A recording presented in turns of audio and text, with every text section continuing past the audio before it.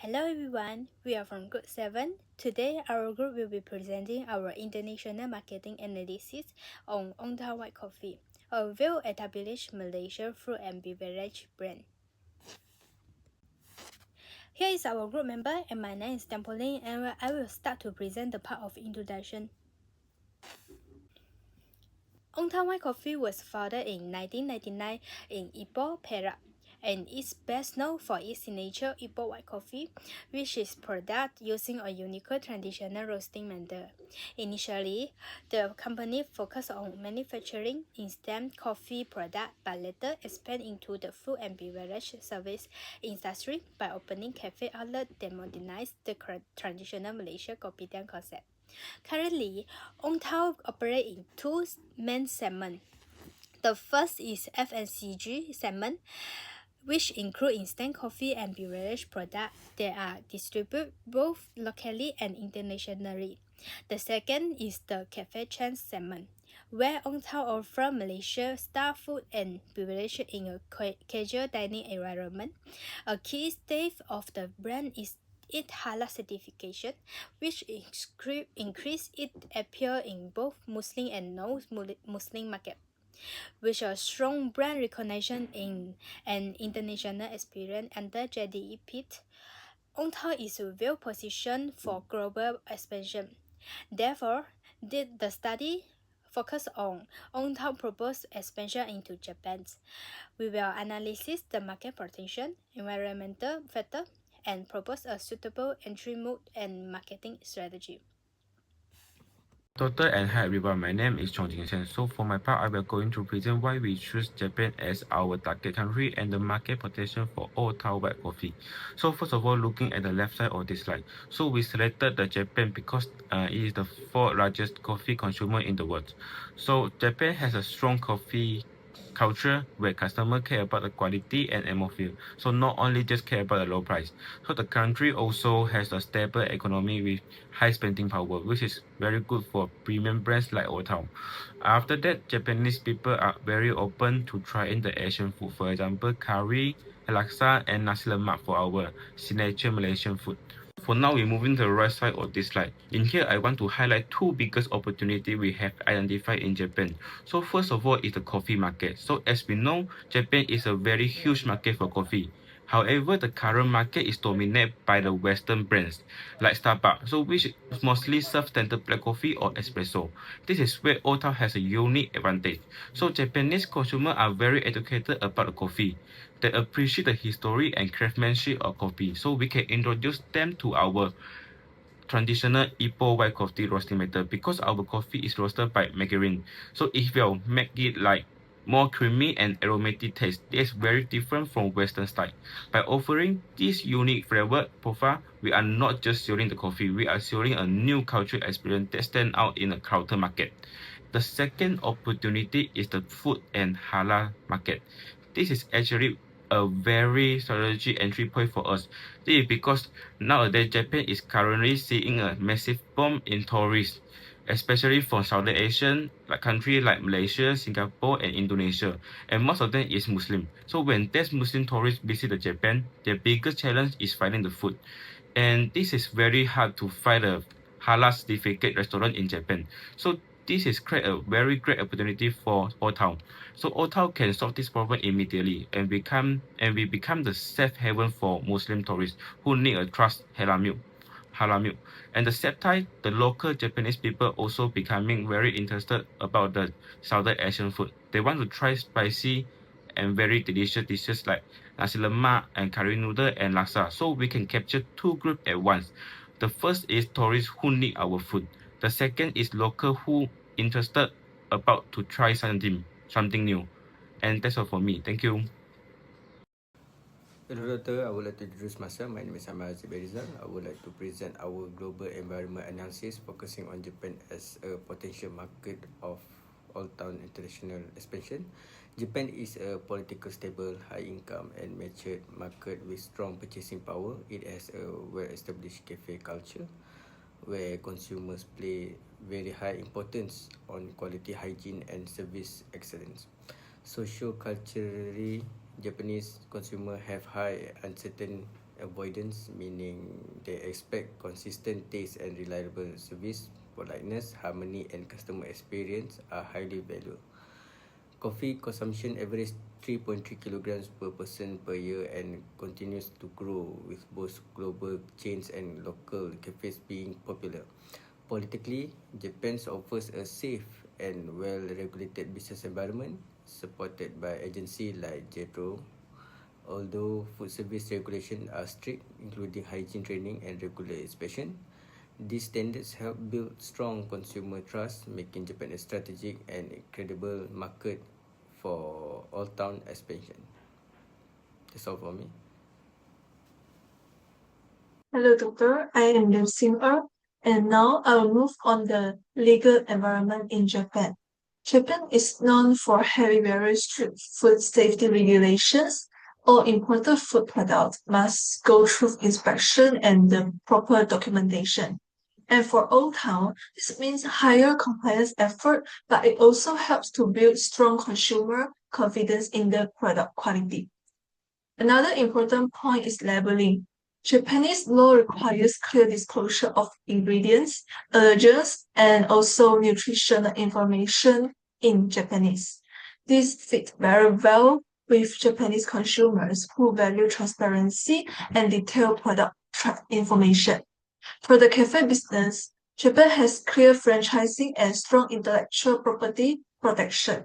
Franchise fees must be transparent and brand protection is strong, which reduces risk for Old Town when expanding internationally. However, one major challenge is labor costs, as labor laws in Japan are very strict. To overcome this, Old Town can rely more on automation and digital ordering, such as self-service kiosks and cashless payments. Next, let's move to the economic environment.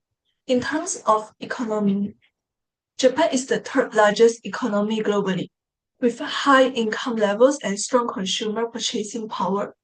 The cafe market is worth over USD 10 billion, and consumers increasingly prefer specialty and experience-based cafe. They are willing to pay more for quality of food, good ambience, and also unique concept. This will create an opportunity for Old Town to position itself as a neat Asian heritage cafe, offering something different from the usual Western-style coffee brands. However, Japan also has high operating costs, especially about the rental and labor. Because of this, franchising or joint ventures are more practical entry strategies to manage financial risk. Lastly, I will explain about opportunities and risks. Look at opportunities. The popularity of Southeast Asian cuisine in Japan support Old Town's market entry. There is also support from government agencies such as JETRO, which helps foreign companies enter Japan. Japanese consumers are highly digital-oriented, allowing Old Town to leverage mobile ordering, loyalty apps, and digital marketing. On the other hand, Old Town faces risks such as intense competition, high costs, and Japan's aging population, which may limit growth in certain segments. Strict import and food regulations also increase the compliance requirements of our Old Town products. Overall, Japan is a challenging but attractive market for Old Town. Next, my group member will discuss the recommended entry mode and marketing strategy for Old Town White Coffee in Japan. Thank you.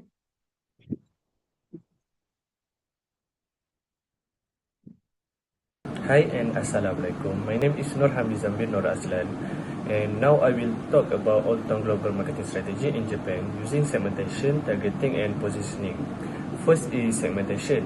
In Japan, cafes are very popular, especially in big cities like Tokyo, Osaka, and Yokohama. People go to cafe not only to drink coffee, but also to buy, work, have meetings, and spend time with friends. Because of this, Old Town focus on people who often visit cafe in city area. This include university students, young worker adults, and people who like international food and cafe culture. Next is targeting. Old Town target middle-income young adults who live in the city. These customers like good quality coffee, a comfortable place, and new food experience. They also enjoy cafe with a atmosphere and culture feeling, not just drink. This target group mesh well with Old Town brand. Lastly is positioning. Old Town is positioned as a premium Malaysia cafe. It offers authentic Ipoh white coffee and Malaysia food in a modern cafe environment. This makes Old Town different from Japanese cafe, which are usually simple and Western brand like Starbucks. Old Town combines Malaysia culture with a modern lifestyle cafe, which makes it unique in Japan. Next, I will explain Old Town marketing mix using the 4P: product, price, place, and promotion. First is product. Old Town keep its main product such as white coffee, kaya toast, and nasi lemak. This product show Old Town Malaysia identity. At the same time, Old Town add local item like matcha, coffee, and sakura drink to suit Japanese taste.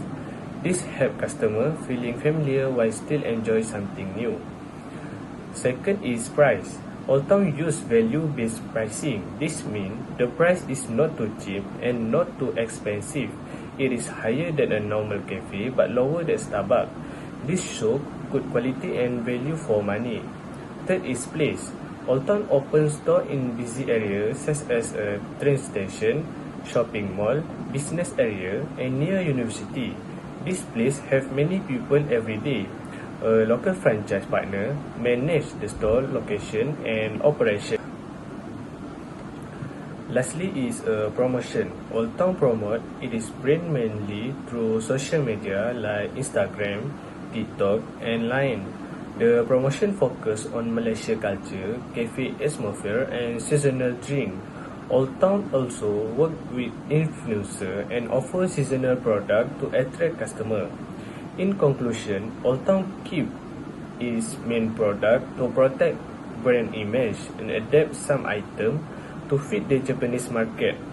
The strategy help Old Town attract customer, reduce risk, and succeed in the Japanese cafe market. That's all for me. Thank you. I will pass to the next presenter. Hi, my name is Lim Zoe. I will present about the entry mode strategy. For Old Town White Coffee entry into Japan, we propose master franchising as the most suitable entry mode. Japan is a highly attractive market but also very challenging due to its strict food regulation, high operating costs, and extremely high consumer expectation for service quality and hygiene. Entering through full ownership would involve high risk and large capital investment. Through master franchising, Old Town can partner with a local Japanese franchisee who understand the market, culture, and legal requirement. Old Town will maintain control over the brand, recipe, quality standard, and training system, while the local partner manage daily operation, staff, site selection, and compliance. This strategy is supported by the Ning OLI model, where Old Town leverage its strong brand and unique white coffee as ownership advantage, while Japan offers strong location advantage. Franchising reduces the need for full internalization. It's also aligned with the Uppsala model, as Japan has high cultural distance, making a low commitment entry mode more appropriate. Overall, master franchising allows Old Town to minimize risk, ensure local adaptation, and achieve sustainable expansion in Japan. In conclusion, Japan presents a highly attractive yet challenging market for Old Town White Coffee. The country has a mature and competitive cafe industry, high consumer purchasing power, and a strong appreciation for quality, consistency, and unique coffee experience. At the same time, Japanese consumers are increasing to open the international and Asian in spirit flavor, creating an opportunity for Malaysia brands such as the Old Town. Old Town unique selling point including its Malaysia heritage, distinct white coffee, halal certification, and cafe concept, provide a clear differentiation in the Japanese market. However, due to the Japan's strict regulation, high operating costs, and demanding consumer expectation, careful market entry is required. For example, master franchising is recommended as the most suitable entry mode. It allows Old Town to leverage local expertise while reducing operation and cultural reach. In terms of recommendation, Old Town should retain an eco-Malaysia signature product such as white coffee and gaya toast. To To maintain brand authenticity, we'll selectively adapting menu items to suit Japan's taste. Store location should be focused on high-traffic urban areas such as the Tokyo, Osaka, and Yokohama to attract both local consumers and tourists. Additionally, strict standards of hygiene, service quality, and staff training should be maintained to meet the Japan's expectations. Furthermore, Ontown should ideally use the digital marketing such as the Line, Instagram, and TikTok, as well as collaboration with the local influencer to build brand awareness and communicate its cultural story. By implementing this strategy, Ontown can strengthen its market presence, enhance the consumer acceptance, and achieve the long-term success in the Japanese market. That's all from our group. Thank you.